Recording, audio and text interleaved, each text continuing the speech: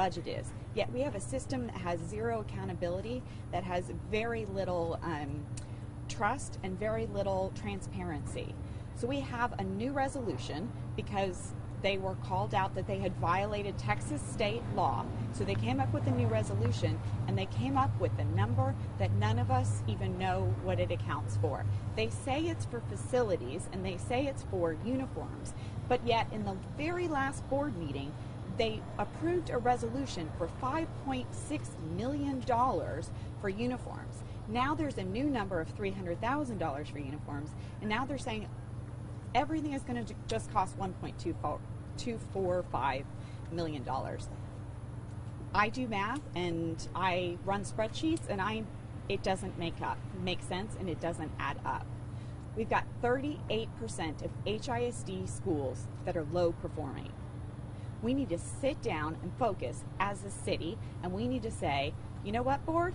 Let's focus on the children. Stop focusing on yourself. Stop focusing on what's not important, and start focusing on the children. And the only way you're going to do that is if you start spending money on kids and not buildings and not things that we don't need.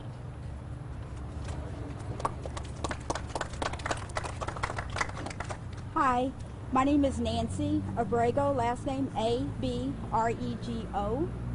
And HISD wants to spend $1 million on changing these names. Well, I've been with the district almost 18 years, and 8 of it with special education. And in May, I lost my job. So my salary is 0.01 less than this almost $2 million. Give me back my job instead of spending money on something that's foolish. I'm sure there are other clerks who lost their jobs. Give them back their jobs. You know, my job's important to me. I need to make a living, but you're going to turn around and spend money on something like changing names of schools? That money needs to be used for the students. It's special education. Special education children need extra help. They need the money. They need to spend the money on the special education kids. They need to give us who lost our jobs back our jobs.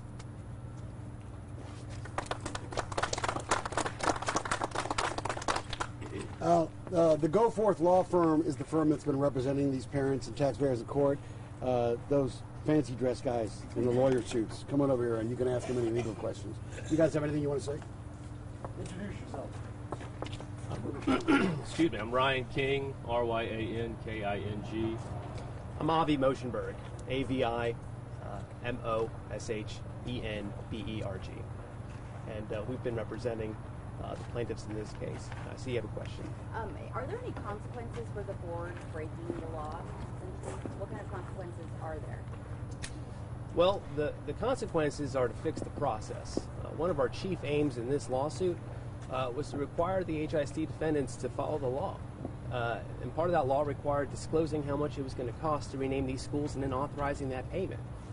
We have done that. People, the taxpayers of Houston, because of their lawsuit, because of their hard efforts, because of their the courage they've shown in being in front of you and being in front of the court, they've accomplished that end. Because now HISD will be voting to authorize to rename these schools.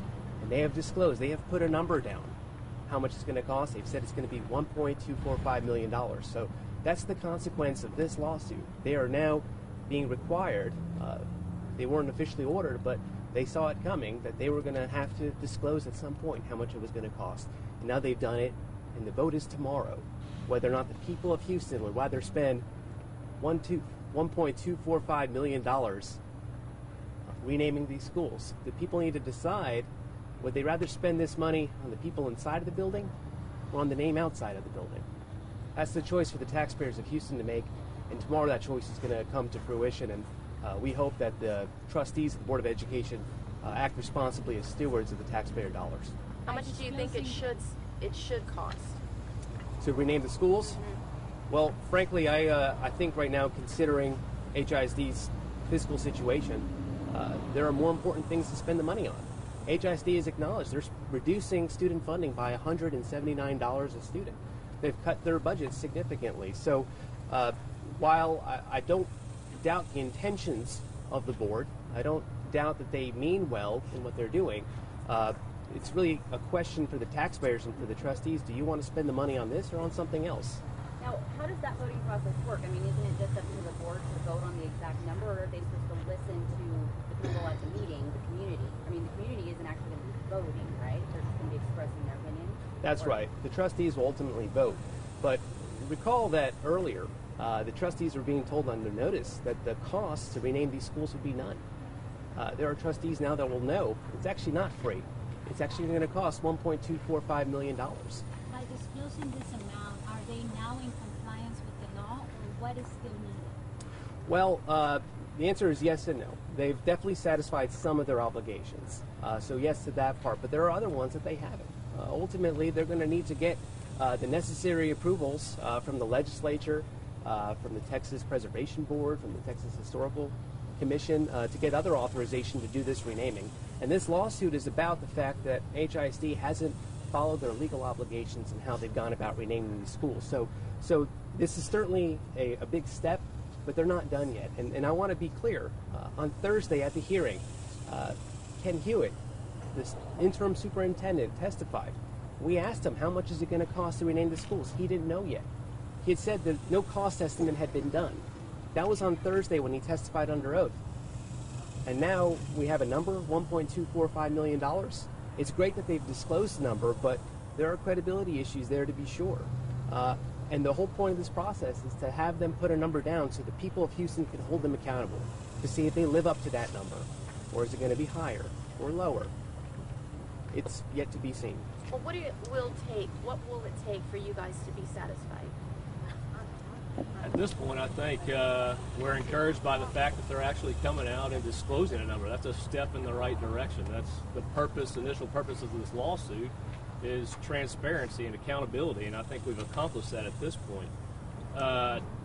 What's left to be determined is going to be up to the judge. We're encouraged by the fact that the judge has asked us to submit additional briefing on Friday to address all the issues involved in this case, and ultimately he'll have our documents in front of him so he can digest all the issues and give it the amount of time that he thinks is needed to make a final decision.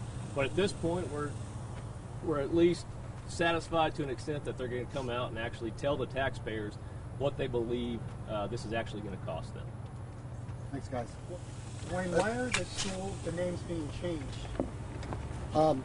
Ask Jolanda Jones. Ask Rhonda Skilling Jones.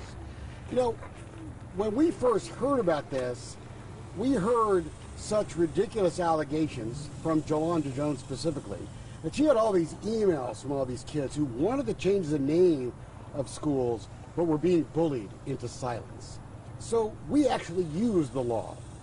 And we found out there were no such emails. She was lying. This is a manufactured crisis. There is no evidence, any evidence, that communities want names changed except at Dowling. And that is their right. That's where this thing is screwed up. Neighborhoods used to decide the names of their schools, not a bunch of temporary politicians. These people are not the bosses. See these people behind me? Right? You guys, the folks at home, they're the bosses. Those guys are what they call public servants who refuse to listen to the bosses, the employers. Now, I want to point out to response to your question about the Open Meetings Act. Read this item. First of all, we demand it be done school by school. Maybe someone at HISD pull this number out of their you-know-where. We don't know. Let's see the documents. I think every reporter in town should say, you know what, show us the records. What do you got? How much is it going to cost to carve out 90-year-old stone from Lanier? Just the first name, right? Because that's all you're doing. You're changing the first name. How much is that going to cost? How much is it going to cost to cut out the hallway? Why are we taking the name off a school of a blasted postmaster, Reagan, who's got statues and is an institution in the Heights? What are we doing? Is this some revenge game? If that's what it is, then those school board members ought to be man and woman enough to say what it is. And we're going to be watching every school board member tomorrow night. We're going to record their votes. We want it by school. But to answer your question, it says this estimate, it's an estimate, right? Pretty specific, $1.245 $2,197,197. That sounds pretty specific, so obviously it should be easy today for them to print out how much it's going to cost per school. But they say the estimate includes the cost for uniforms and facility updates. Now, I don't know about you, but I'm sure the folks at home know what a facility update is. That means you got to, like, paint something, right? You got to update it. You got to remodel a school. You got to, like, make the classroom look new and not like a piece of junk like some of them look. What are we doing? This is $1.2 million.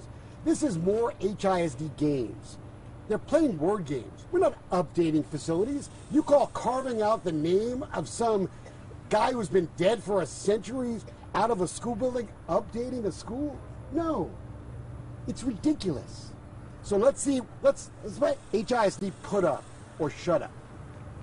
By school, today, before 5 o'clock, we want the exact documentation, not more BS, the exact documentation of what this is going to cost per school.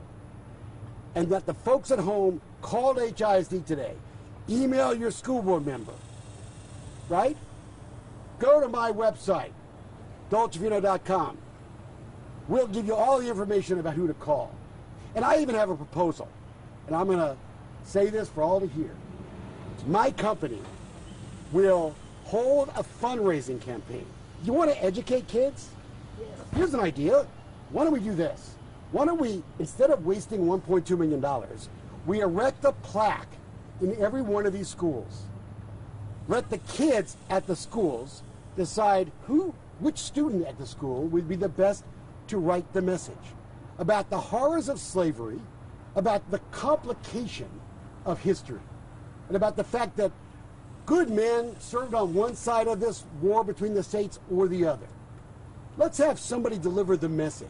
That's the way you educate generations of students. These schools will all eventually be replaced or remodeled. That's when you do name changes if you want to do one. Not now.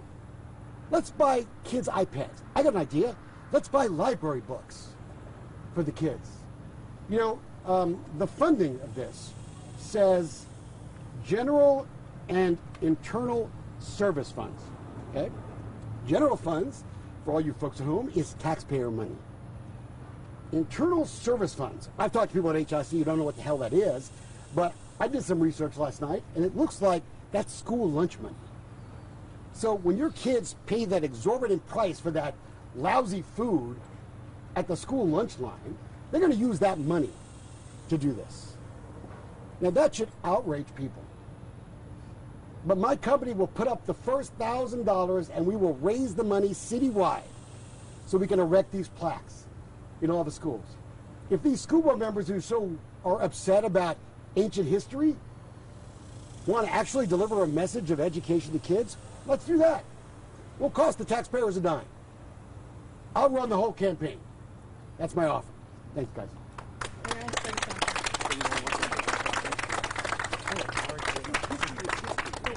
Let me add a thought. As you have heard, the cost of this is district-wide. That means that the children in those areas that are not affected by the name change are going to suffer. The taxpayers in those areas are paying for things that we don't want, taking money out of education. If I were living in a district that was not affected by the name change, I'd be raising hell with my school board members saying, hey, quit spending my money for things that the people really don't want. Sir, your name? Your name. Howard Moon.